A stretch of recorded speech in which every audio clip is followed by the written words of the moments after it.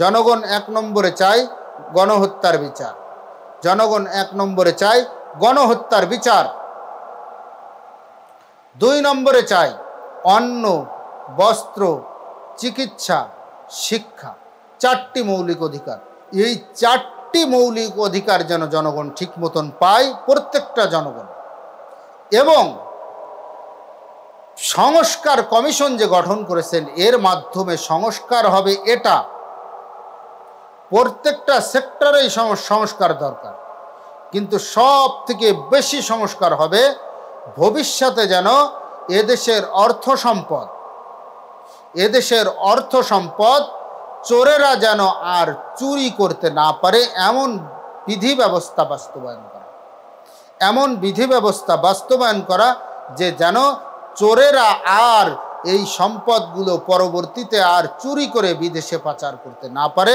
দেশের উন্নয়নের কাজে যেন দেশ ও জনগণের প্রত্যেকটি নাগরিকের অর্থ এবং শ্রম প্রত্যেকটি জিনিস যেন দেশ উন্নয়নের কাজে লাগে, এই সংস্কারগুলো আপনারা করবেন। এটা উপদেষ্টা মহোদয়দের কাছে আমাদের সাধারণ জনগণ হিসেবে আমার অনুরোধ। 1 নম্বর হলো যারা সত্যিকারের অপরাধী তাদের বিচার। উপদেষ্টা মণ্ডলীর কাছে দেশ সংস্কারের জন্য যে 2টা দাবি আমাদের সাধারণ মানুষের, 1 নম্বর হলো যারা সত্যিকারের অপরাধী তাদের বিচার।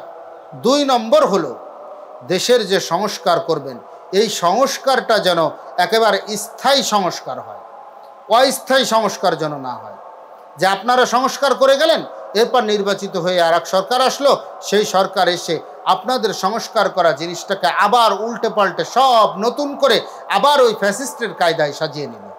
তাহলে কিন্তু এটা স্থায়ী সংস্কার নয়, এটা হলো অস্থায়ী সংস্কার। এটা স্থায়ী সংস্কার এমনভাবে করতে হবে এবং সেটা দল মত নির্বিশেষে সকলের মতামত নিয়ে এই সংস্কারটা হবে।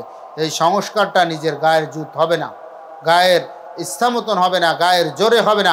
এই সংস্কারটা কতিপয় মানুষের ইচ্ছা অনুযায়ী হবে না, বরঞ্চ এই সংস্কারটা হবে বাংলাদেশের প্রত্যেকটি জনগণ, প্রত্যেকটি ধর্ম বর্ণ নির্বিশেষে সবাই যেন এই মতামতকে সমর্থন করে। হ্যাঁ, এর ভিতরে হয়তো কেউ কোনো জাতিগোষ্ঠী সমর্থন করবে না, কারণ তাদের খাওয়া বন্ধ হয়ে যাবে, তাদের ইনকাম বন্ধ হয়ে যাবে, এর জন্য হয়তো সমর্থন করবে না। ওই বিচ্ছিন্ন 2-1 জনের বিরোধিতায় ওটা কিছু যায় আসে না, কিন্তু বাস্তবিক পক্ষে স্থায়ী সংস্কার এই 2টা জিনিসের জনগণ চায়।